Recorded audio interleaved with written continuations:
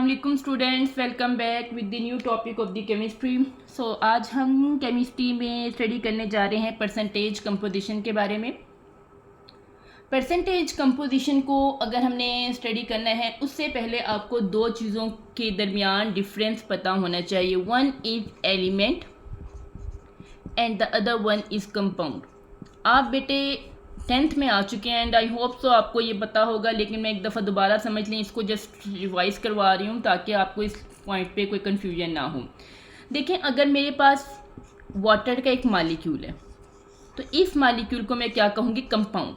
और अगर मैं इसके एलिमेंट की बात करूँ तो ये दो एलिमेंट से मिलके बने। एक एलिमेंट है हाइड्रोजन और एक एलिमेंट क्या है, ऑक्सीजन। और अगर मैं इसके एटम्स की बात करूँ तो इसमें 3 एटम्स हैं। 2 एटम है हाइड्रोजन के एंड 1 एटम है ऑक्सीजन का, तो एटम कितने हैं, 3।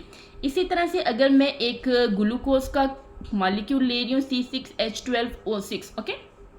सो आपसे कहा जाए ये क्या है, सो ये जो ग्लूकोज है जिसका ये फार्मूला दिया हुआ है, ये क्या है, एक कंपाउंड। और इसमें अगर एलिमेंट की बात कीजिए तो इसमें 3 एलिमेंट हैं। एलिमेंट कितने हैं इसमें, 3। कौन कौन से हैं, कार्बन है, हाइड्रोजन है एंड ऑक्सीजन, यानी कि 3 टाइप्स के इसमें एलिमेंट मौजूद हैं, 3 टाइप्स के एटम मौजूद हैं। और अगर हम इनके एटम्स की तादाद की बात करें तो 24 इसके अंदर एटम है। 12 + 6 + 6 तो ये कितने आ जाएंगे, 24। तो एटम, एलिमेंट और कंपाउंड में आपने कंफ्यूज नहीं होना। अब हम अपने पॉइंट की तरफ आते हैं। पॉइंट हमारा ये है कि परसेंटेज कंपोजिशन क्या होती है। मसलन अगर आपको दे दिया जाए कि जी ये आपके पास वाटर है, अब आप बताएं कि वाटर के इस कंपाउंड में ये जो हाइड्रोजन है ये कितने परसेंट है और जो ऑक्सीजन है वो कितने परसेंट है। इस चीज़ को हमने कैलकुलेट करना है, तो वो हम कैसे करेंगे। या कह देते हैं आपको पूरा 100 ग्राम दे दिया है जी वाटर का, तो आप बताएं कि इसके अंदर हाइड्रोजन के कितने परसेंट है और ऑक्सीजन के कितने परसेंट है। अब इसको करने का तरीका क्या होगा, किसी भी एलिमेंट का अगर आपने परसेंटेज मालूम करने है, तो उसके लिए आपको एक तो उस कंपाउंड का टोटल मास मालूम होना चाहिए और एक उस एलिमेंट का टोटल मास मालूम होना चाहिए। जैसे कि अगर आपके पास ये वाटर का कंपाउंड है, अब इसमें देखिए हाइड्रोजन के इसका मास कैसे मालूम करते हैं। हाइड्रोजन के कितने एटम है बेटे आपके पास, 2। तो आपने क्या करना है, इधर 2 लिखेंगे और एक एलिमेंट का जो मास है वो कितना होता है, 1। ये आ गया 1 प्लस आपने ऑक्सीजन के लिख लेने हैं। अगर हम ऑक्सीजन की बात करते हैं, देखिए इसके साथ कुछ भी नहीं है तो मतलब 1 है, ऑक्सीजन का 1 एटम है, सो हम इसके 1 एटम को प्लस कर लेते हैं। इसमें 1 एटम का जो मास होता है वो कितना होता है, 16, तो हम इसको वो ऐड कर लेंगे। सो इसकी कैलकुलेशन करेंगे टू ये, सो ये हमारे पास इस कंपाउंड का टोटल जो मास है वो कितना आ गया है बेटे, 34। अब अगर आपने इसमें हाइड्रोजन की कंपोजिशन, परसेंटेज कंपोजिशन चेक करनी तो क्या करेंगे, आपने एक हाइड्रोजन का एटम का जो मास है ना वो ले लेना है। जैसे एक हाइड्रोजन एटम का जो मास है, यहाँ पे 2 है तो कितना है, 2 है ना, ये वाला। एक एटम होता तो 1 लिखते हैं, अब 2 एटम है तो 2 लिखेंगे। 2 डिवाइड कर लेना आपने टोटल से जो कि है 34 और मल्टीप्लाई बेटे आपने इसको कर देना है 100 से, ओके।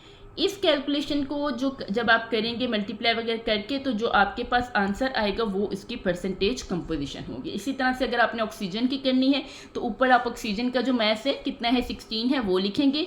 नीचे आप इसका जो टोटल हमने लिया 34 और मल्टीप्लाई कर देंगे 100 से, तो आपके पास ऑक्सीजन की कंपोजिशन आ जाएगी। बहुत सिंपल सा तरीका है, ओके। ये हमारे पास है। अब चलते हैं हम अपनी बुक की तरफ, इसको स्टडी करते हैं और जो हमारे पास न्यूमेरिकल है उसकी हम कैलकुलेशन करते हैं। आ जाए जी बुक की तरफ। सो परसेंटेज कंपोजिशन यानी कि कितने परसेंट उसका मास मौजूद है।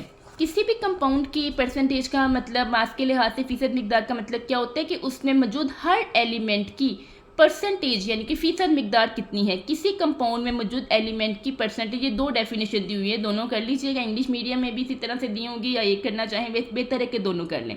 कि अगर हमने उसके 100 ग्राम लिए हैं तो उसमें उस एलिमेंट के कितने हैं। एलिमेंट और कंपाउंड का बेटे मैं आपको समझा चुकी हूँ।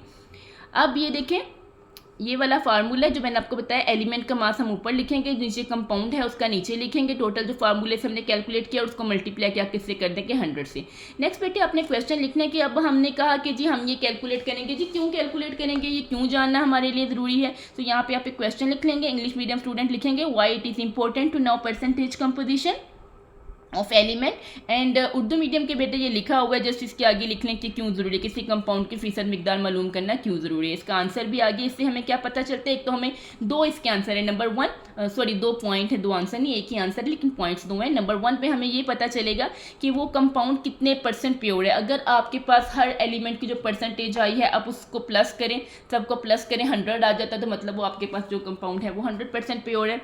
और इसके अलावा इससे हम इसके एम्पिरिकल और मॉलिक्यूलर फार्मूला भी कैलकुलेट कर सकते हैं। What is empirical and molecular formula, ये हमारे पास नेक्स्ट ही टॉपिक है जिसको इंशाल्लाह हम कल करेंगे। अच्छा जी,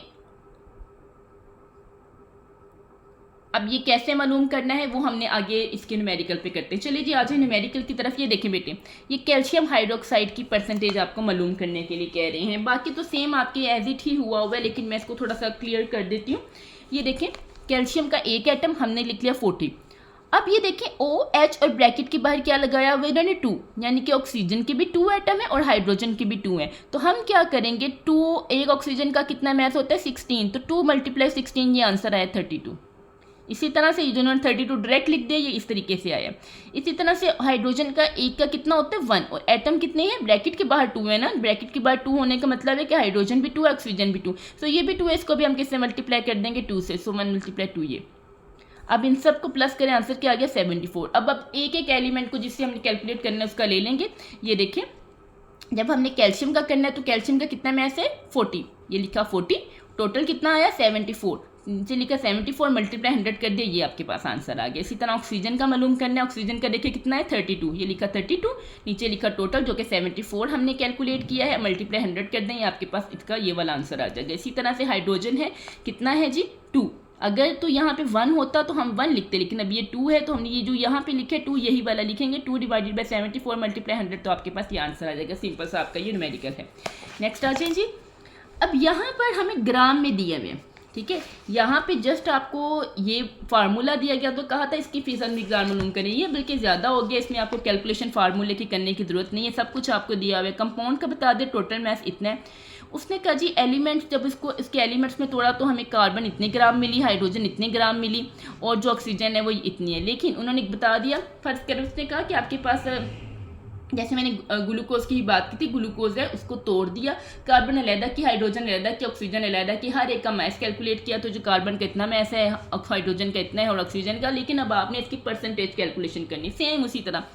ये देखिए, कार्बन का मैस लिया, ऊपर लिख देना है, टोटल मैस नीचे लिख देना है, मल्टीप्लाई कर दे 100 से, ये उसकी परसेंटेज आ गई।